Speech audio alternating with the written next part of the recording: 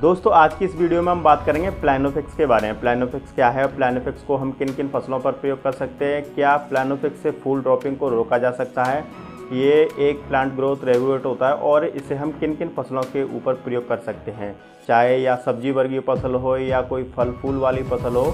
प्लानोफिक्स के बारे में बात करेंगे और प्लानोफिक्स के रिजल्ट के बारे में बात करेंगे और इसकी डोज कितनी होनी चाहिए और प्लानोफिक्स का कितना प्राइस हो। इसके अलावा हम जानेंगे प्लानोफिक्स के बारे में कुछ अन्य महत्वपूर्ण बात है। क्या प्लानोफिक्स वास्तव में ही फल फूल की ड्रॉपिंग को रोकता है और क्या प्लानोफिक्स के स्प्रे से फसल में वृद्धि हो सकती है, प्लानोफिक्स की डोज क्या होनी चाहिए और इसका मार्केट प्राइस क्या होना चाहिए। तो सबसे पहले हम जान लेते हैं प्लानोफिक्स के बारे में। प्लानोफिक्स में कौन सा हार्मोन्स होता है। बात करें प्लानोफिक्स में कौन सा टेक्निकल होता है, तो प्लानोफिक्स में alpha naphthalene acetic acid 4.5 W form होता है। यह एक तरह से प्लांट ग्रोथ रेगुलेटर है और इसके छिड़काव के बारे में बात कर लेते हैं कि इसके क्या क्या बेनिफिट हो सकते हैं फसल के अंदर। पौधों में वनस्पतिक विकास और प्रजनन क्षमता को बढ़ाता है। प्लानोफिक्स उत्पादन को और पौधे की वृद्धि को बढ़ाता है और प्लानोफिक्स पौधे की अनचाही वृद्धि को कम करता है और उसको सही दिशा में वृद्धि करता है। प्लानोफिक्स रोग प्रतिरोधक क्षमता को बढ़ाता है, को रोगों से लड़ने की क्षमता प्रदान करता है, फलों की चमक बढ़ाता है और उसके आकार को बढ़ाता है। प्लानोफिक्स को हमें किन किन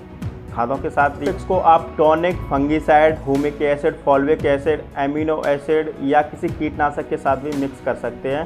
प्लानोफिक्स को हमें केवल हर्बिसाइड और एनपीके खादों को साथ इस्तेमाल नहीं करना चाहिए क्योंकि यह इसके साथ रिएक्शन भी कर सकता है। दोस्तों बात करें कि प्लानोफिक्स को हमें फसल के अंदर कब स्प्रे करना चाहिए। यदि हमारी फसल फ्लावरिंग स्टेज पर है तो फ्लावरिंग स्टेज से पहले ही प्लानोफिक्स को स्प्रे कर देना चाहिए क्योंकि इसके रिजल्ट फ्लावरिंग स्टेज पर हमें बहुत ही अच्छे मिलते हैं। पौधे के अंदर फल फूल ज़्यादा आएंगे और ज़्यादा से ज़्यादा मात्रा में फल बनेंगे।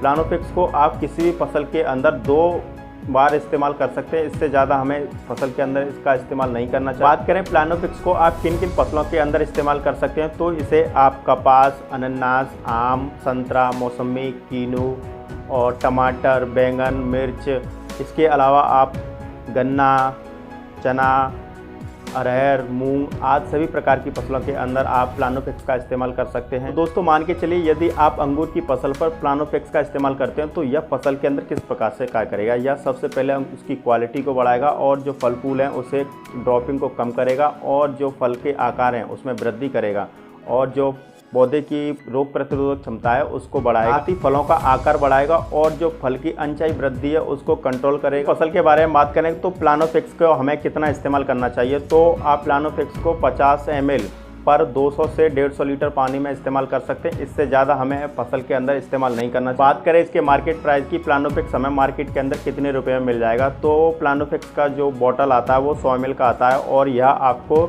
90 से 100 रुपये के बीच में आपको मिल जाएगा। इससे ज़्यादा इसकी कीमत नहीं होती है। तो यह सबसे कम पैसे में सबसे बढ़िया रिजल्ट देने वाली अगर कोई दवा की बात की जाए प्लांट ग्रोथ रेगुलेटर की, तो ये प्लानोफिक्स है। इससे आप बहुत ही अच्छे रिजल्ट पा सकते हैं फसल के अंदर। बहुत से किसान भाई प्लानोफिक्स के बारे में कुछ सवाल पूछते हैं जैसे कि क्या प्लानोफिक्स एक्सपायर होता है, तो हाँ मैं बता दूं प्लानोफिक्स एक्सपायर होता है और लोग कहते हैं कि एक्सपायर प्लानोफिक्स को फसल के अंदर इस्तेमाल करना चाहिए, तो बिल्कुल हमें इस्तेमाल नहीं करना चाहिए एक्सपायर प्लानोफिक्स को।